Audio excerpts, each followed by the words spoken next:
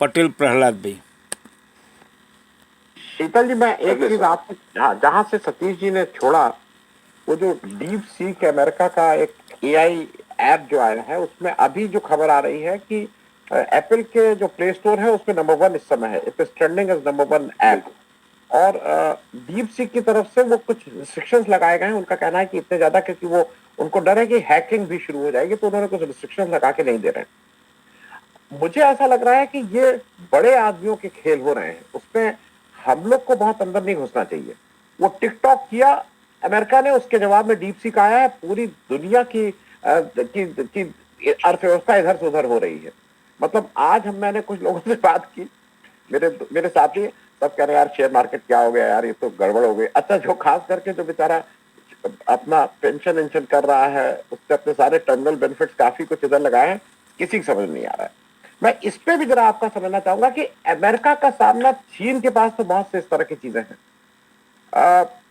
मैं जो मूल प्रश्न पे आ रहा हूं, हमारी तरफ से इतनी जल्दबाजी क्या है? क्या कुछ ऐसा बड़ा होने की संभावना है जिसमें भारत को मुश्किल रहा होगी?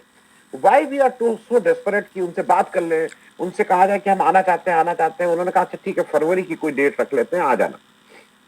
Why this desperation from India? क्यों शीतल जी? देखिए, हम झूठ की मीनार पर खड़े हैं। हमारा जो पॉलिटिकल डिस्पेंसेशन है, ये अंतर्राष्ट्रीय रिश्तों में और राष्ट्रीय मामलों में भी इसने झूठ के बहुत बड़े बड़े मीनारे खड़े कर रखे हैं। उसमें से एक ये भी है कि हम विश्वगुरु हैं और हमारी बात दुनिया सुनने को मजबूर है। कुछ इस तरह के की बातें बहुत सारा हमारा जो भारतीय डायस्पोरा है वो इस पे यकीन भी करता है।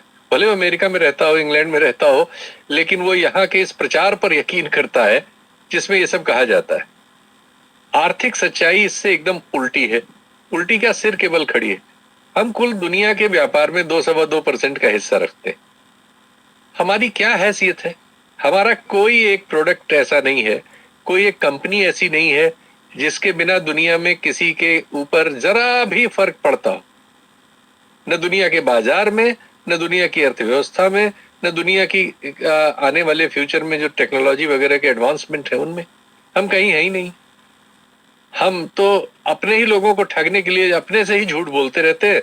अब उसी झूठ को बचाए रखने के लिए हमारी पूरी कसरत ये है। हम न क्वांटम फिजिक्स में है, न एआई में है, न बायोटेक्नोलॉजी में है, न एविएशन में है, न हमारी मैन्युफैक्चरिंग ही किसी लायक है। हम स्लगिश हैं एकदम, बिल्कुल पिछले 15 साल से, 12 साल से। एक्सपोर्ट हमारा लगभग वही है जहां था। 10, 20, 50 ऊपर नीचे बिलियन होता रहता है, घटता बढ़ता रहता है। अभी चूंकि स्टॉक गिर रहे हैं बुरी तरह से, तो हमारा जो रिजर्व फॉरेक्स था वो भी 100 बिलियन के आसपास, 88 बिलियन गिर गया है। टैक्सेशन हम सिर्फ मिडिल और लोअर मिडिल पे जीएसटी और दूसरे माध्यमों से बढ़ा के पब्लिक एक्सचेकर में हमारा खजाना भरा हुआ है, लेकिन उतना ही हमारे पास लोन है।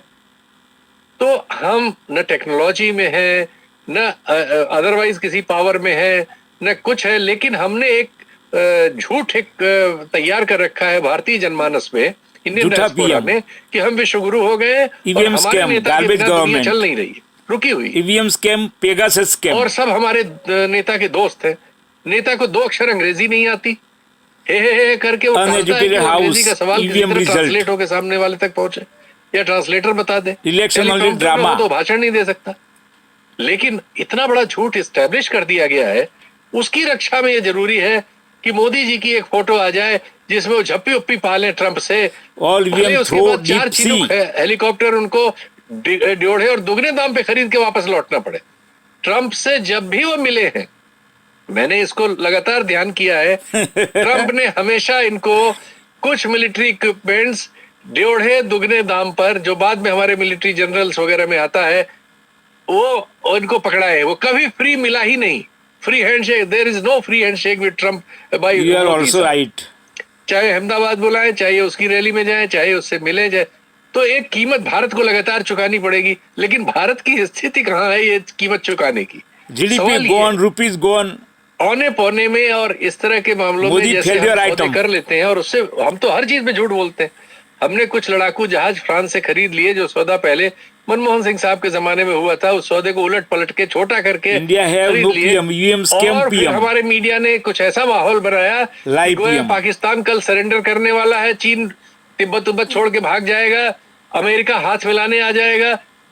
मतलब जिस देश ने वो जहाज बना के हमको बेचा है, ऐसी कल्पना जुट की वो नहीं इमारत करता, बनाई है। लेकिन उसके कुछ जहाज खरीद के हम ऐसी कल्पनाएं करते हैं, और हमारा मिडिल क्लास डायस तमाम, मैं आपको आश्चर्यचकित आप हो जाएंगे, तमाम डॉक्टर, इंजीनियर, IAS ऑफिसर्स तक इस तरह की मूर्खतापूर्ण बातें अपने सोशल मीडिया प्लेटफॉर्म पे लिखते, पढ़ते, बोलते हैं। तो प्रचार के माध्यम से बनी हुई एक झूठी कहानी का नाम है इस समय का भारत, और उसके सामने राइट स्टोरी ऑफ PM वो ऑफ विश्व इंडिया, बहुत कठोर, नॉट PM, जैसा अभी, PM गार्बेज जहाँ साहब ने PM। बताया, ट्रंप भयानक बार्गेनर है, और चूंकि उसके पास इस समय जिस तरह से परसेंटेज ऑफ वोट उसके फेवर में आया है, सेनेट वगैरह सब उसके साथ है, तो वो ग्रीनलैंड ले लेना चाहता है, पूरे लैटिन अमेरिका को जूता दिखा के डरा देना चाहता है, रूस और यूक्रेन की लड़ाई अभी खत्म कराएगा, फिर ये सब जगह उसको अपना हस्तक्षेप करते हुए दिखेगा। और फर्स्ट अमेरिका वाला मतलब है कि अमेरिका को बिजनेस में वो जो उनकी इकोनॉमी में स्लगिशनेस आई है, जिससे उनका लोअर और लोअर मिडिल क्लास में स्किल पर्सन अनरेस्ट था, जिसने उसको चुनाव में फायदा दिया है, उसकी जेब में कुछ पैसे बढ़े, उसकी खरीदारी की ताकत बढ़े, ये करते हुए वो अगले 2-3 सालों में दिखना चाहते हैं। और इसके लिए वो ऐसे तमाम लोगों को बाहर करने का उनका मकसद ये है कि अमेरिकन जो लेबर क्लास है उसकी सैलरी वगैरह बढ़ जाएंगे, उसको काम के मौके बढ़ जाएंगे। ये लोग जब बाहर होंगे, ये सब जो हमारे तमाम लोग जाके सस्ते में काम करते हैं, जो भी मजबूरी में जाते हैं, इस तरह से तुलनात्मक रूप में हर जगह वो कंप्रोमाइज करते हैं, वो हटेगा तो उनकी अपनी लेबर इकोनॉमी में थोड़ी ज्यादा कैश फ्लो होगा। ये उनकी अपनी लोकल कॉन्स्टिट्यूएंसी के लिए हो जाएगा। ग्लोबल कॉन्स्टिट्यूएंसी में उनका ये है कि सामना, अब उनके सामने भी नई सच्चाई है।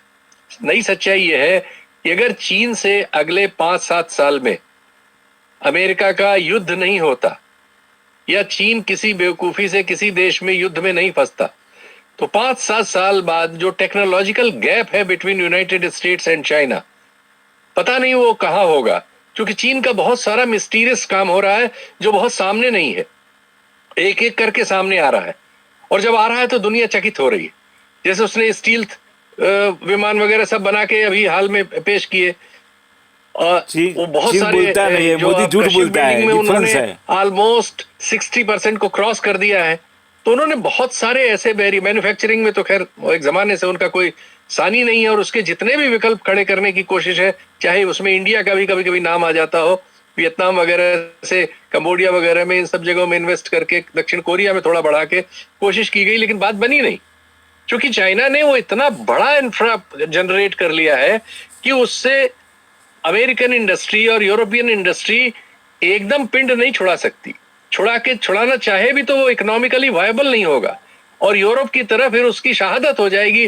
जैसे यूक्रेन युद्ध में पैसा लगाने से यूरोप इस समय शहीद होने की स्थिति में, उसकी सारी बड़ी इकोनॉमीज जो है वो नीचे जा रही है लगातार और संभाल नहीं पा रही। तो ये जो परिस्थिति है, इसमें मुझे भारत की बहुत भूमिका नजर नहीं आती। भारत का एक्सपोज ज्यादा होगा, क्योंकि हमने इतनी झूठी मीनारें खड़ी कर ली हैं, ये गिरेंगी। हमारी इकोनॉमी माइनस चलती नहीं है, जा रही है। तो एक दिन तो वो तो पिछली दोनों तिमाहियों में बर्बाद हो जाएगा। जो आंकड़े हैं उन्होंने ये बता दिया कि हम 6% भी रिटेन करने की हालत में नहीं है अपनी इकोनॉमिक ग्रोथ को। तो हमारी वो कल्पना है कि आज पार्टी क्या कर रही है, कल चाइना को पछाड़ देंगे, परसों अमेरिका से बराबर हो जाएंगे, लाइक ये सब चीजें कपोल कल्पनाएं कहीं टिकेंगी नहीं, बल्कि ये होगा कि सरकार चलाने के लिए गरीब और मध्यम वर्ग पर और टैक्स की मार आएगी। इस बजट में भी हम देखेंगे कि कोई खास रिलीफ नहीं होगी, जबकि सारे आंकड़े बता रहे हैं कि इस सेक्शन में अनरेस्ट पैदा हो रहा है। लेकिन इसके बावजूद मुझे यकीन है कि अभी बजट में कोई ऐसा जादूगरी नहीं आएगी, थोड़ी बहुत आंकड़ों की बाजीगरी होगी, बाकी सब कायम रहेगा। वैसे ही जीएसटी, अब जीएसटी कलेक्शन का भी आंकड़ा आ गया कि इससे जो टैक्स पब्लिक से ले रहे हैं, वो टैक्स हमारा जो कारपोरेट टैक्स था, जो आज से 15 साल पहले कारपोरेट टैक्स ज्यादा था 2011-12 में, और पब्लिक टैक्स कम था, अब पब्लिक द्वारा दिया गया टैक्स कारपोरेट टैक्स से 16 या 17% ज्यादा हो चुका है। पब्लिक मर जाएगी, पब्लिक से ज्यादा निचोड़ा जाएगा, और इस सब में मुश्किलें बढ़ेंगी लोगों की। एक सामान्य परचेजिंग पावर कम हो रही है भारत में, तो गरीबी बढ़ेगी। जो लोगों के देश पास खलास जमा हो है, जाएगा। पेंशन भगवान वेंशन के बचाए, पैसे प्रार्थना हैं करो। और फिक्स वगैरह है, उनमें ब्याज वगैरह की समस्याएं आएंगी, बहुत सारे डिफॉल्ट होंगे, और हमारे इंस्टीट्यूशंस में कौन टिकेगा, कौन कोलैप्स करेगा पता नहीं। अभी तो हम यही कोशिश कर रहे हैं कि जो डॉलर अगेंस्ट रुपी में हम नीचे जा रहे हैं, उसमें जीपी FII गॉन, अगर रुपीज गॉन, बेचता है तो ईवीएम गॉन, PII मोदी के गॉन, जरिए हम राजीव थोड़ा गॉन, बहुत उसे रोकने राजीव की कुमार कोशिश कर गॉन, रहे हैं। शाह गॉन, लेकिन ये सब कब तक? सब लाई। मुझे लगता है कि बहुत जल्दी हमारा रुपया जो है 90 पार कर जाएगा, 90 से 100 के बीच कुछ भागने भी की नहीं कोशिश आएगा में डॉलर होगा। के सामने रुपये अगले का। 1 साल में ऐसा हो सकता है। तो ऐसी परिस्थिति जो है आर्थिक रूप से हमें कमजोर हालत में रखेगी, और जब आर्थिक रूप से हम सेकंड कमजोर होते हैं हिटलर तो निकला। राजनीतिक रूप से हम डेमोगागरी नहीं कर सकते। हमें उन रियलिटीज के आधार पे ही कुछ